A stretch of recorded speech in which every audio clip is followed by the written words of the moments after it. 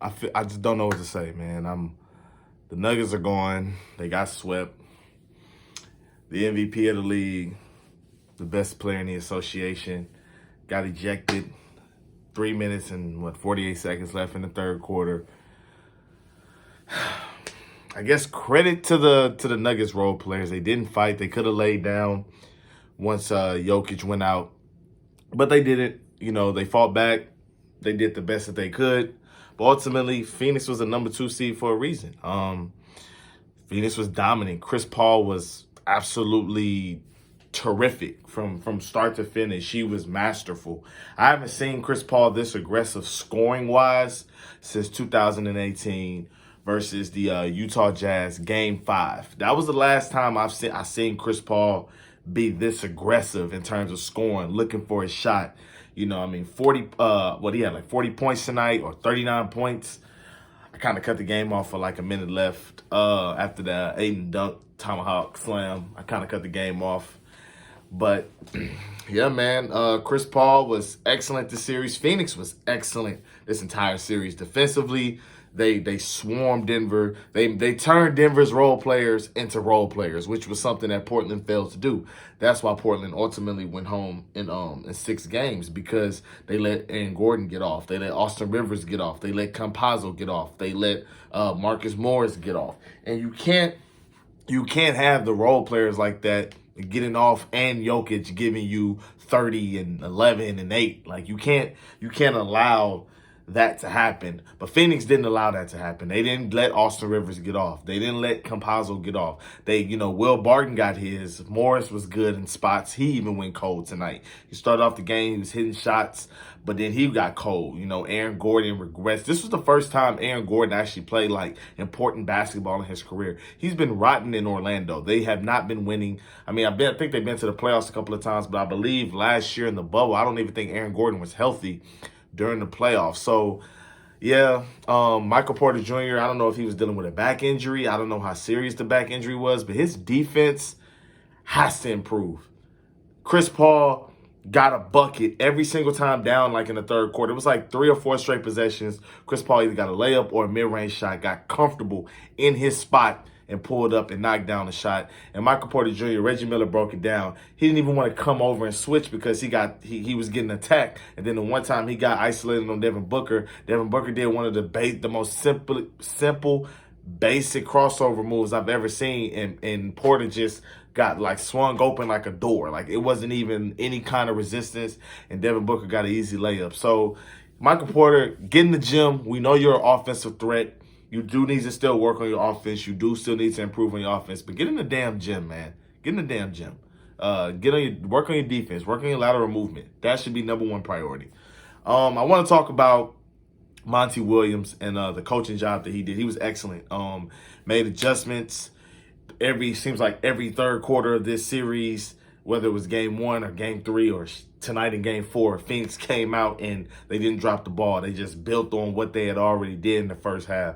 And I like how this team kind of has a mixture of Devin Booker giving you just buckets, mixed in with Chris Paul sprinkling in point guard play, mixed in with Chris Paul sprinkling in buckets. And then I like how DeAndre Ayton just is that presence inside. He can give you 28 and 12 if you sleep on him. But most of the time, he's just going to float around 10 to 14 points, 6 to 10 rebounds. He's going to flow. He's going to play dominant. That's his role. He's going to just play dominant in the middle. He's going to dominate the paint. I really do like this team. Like I say always, every time I talk about this team, they really remind me of the 2017-2018 Rockets. They look very dominant on both sides of the ball, just like that Rockets team did. But I think that this Phoenix team might be a little bit better than that Rockets team. Although, I don't know, the landscape of the postseason this year, the Nuggets weren't fully healthy, so we don't really know. I do know the Rockets played different. Like, they played different levels of talent that year, including Golden State in the conference finals, and Utah in round 2, and Minnesota with Jimmy Butler and Cat in round 1. So, it's a different league, different time. But, yeah, man, shout out to Phoenix. Good luck in the next round. Game number 2. The first game. Actually, not even game number 2. The first game of the day, Brooklyn, Milwaukee. That series is now tied 2-2. and I got in a little bit of hot water. Everybody thinks I come off as like a KD hater. People think I'm a KD hater. In actuality, I'm not. Kevin Durant went to my favorite college, University of Texas. I mean, I rooted for them when they had Vince Young, when they had Colt McCoy, and I wasn't ever interested in a basketball program until they got Kevin Durant. I've always been a Kevin Durant fan. But what I'm not a fan of is certain types of narratives that follow him. So when I hear a narrative and I hear somebody say some things, I attack that narrative, and then people say, "Hey, you're a hater." But it's not that I'm hating. I'm just kind of holding him accountable because a lot of people say, well, he's the best scorer in basketball. He's the most efficient scorer in basketball. Some even go as far as to say he's the greatest scorer to ever touch a basketball. So if that's the case, I'm saying simply, hey, I don't care if Kyrie didn't play. I don't got hurt in the first half and didn't play in the second half. I don't care if James Harden didn't play. You're the best scorer ever. You're the best scorer to touch a basketball. You're the most efficient scorer in the game. You're the best player in the game. Okay, well, you have to go better than 9 of 25 from the field. You have to go better than 1 of 8 from 3. That's all I'm saying. And people say, hey, you hating. Well, okay, if that makes me a hater, then hey, I'm hating. But, I just see other players when guys use superlatives on them, like when Daryl Morey says, hey, James Harden is the best offensive player of all time. He's a better scorer than Michael Jordan. He's a better scorer than Kobe Bryant. I see people hold James Harden to that standard once Daryl Morey says things like that. So, okay, well, if I hear people say the things that they say about KD and use certain superlatives with Kevin Durant, then you can bet your ass that I'm definitely going to hold him to that same standard like James Harden is being held to, like LeBron James has been held to. I've seen these guys go up against the Golden State Warriors when they had Kevin Durant, when the Golden State Warriors had Kevin Durant, and they didn't have the kind of team that the Warriors had, and they tell LeBron, hey, get it done. Come hell or high water, no injuries. You can't use injuries as an excuse. You're the GOAT, right, LeBron? Get it done. I've seen that with James Harden. Hey, Daryl Morey said you're the best offensive player of all time. You're playing without Chris Paul in a crucial Game 6, Game 7. Get it done. So I'm going to say the same thing to Kevin Durant. You're playing without Kyrie. You're playing without James Harden. You're not playing a team nearly as good as Golden State when they had Kevin Durant. Get it done, KD. You're the best scorer to ever touch a basketball. You're the best player in the NBA. Apparently, get it done. So do I think he can get it done?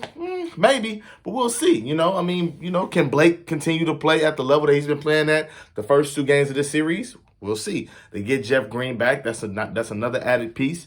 So we'll see what the Brooklyn Nets do. We'll see what Steve Nash does. I really don't think that Kyrie Irving is going to play in Game 5 simply because, he was in a walking boot, I believe, and Woj had reported that he was in a walking boot and on crutches.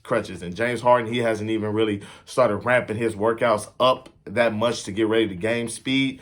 And it's the playoffs. It's not regular season. There's no warm-up games. You're going to be coming into a high-pressure, high-leverage situation, probably a win-or-go-home situation if he does come back, if Kyrie does come back. So these are the moments that make it tough and make people start questioning, well, hey, maybe you could use depth right now in Karis LeVert and Jarrett Allen. Maybe you could. But ultimately, I think Brooklyn made the right decision doing what they did, trying to get James Harden and pair him with Kevin Durant and Kyrie Irving.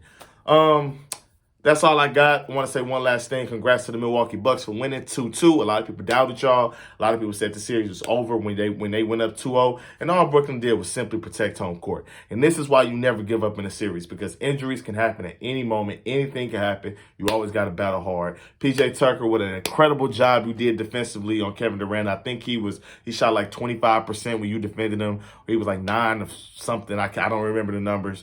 But, good job. Giannis, stop settling for threes early in the shot clock. Middleton, welcome to the series. Drew Holiday, welcome to the series. That's another round. That's another video, another episode. Thank you for watching.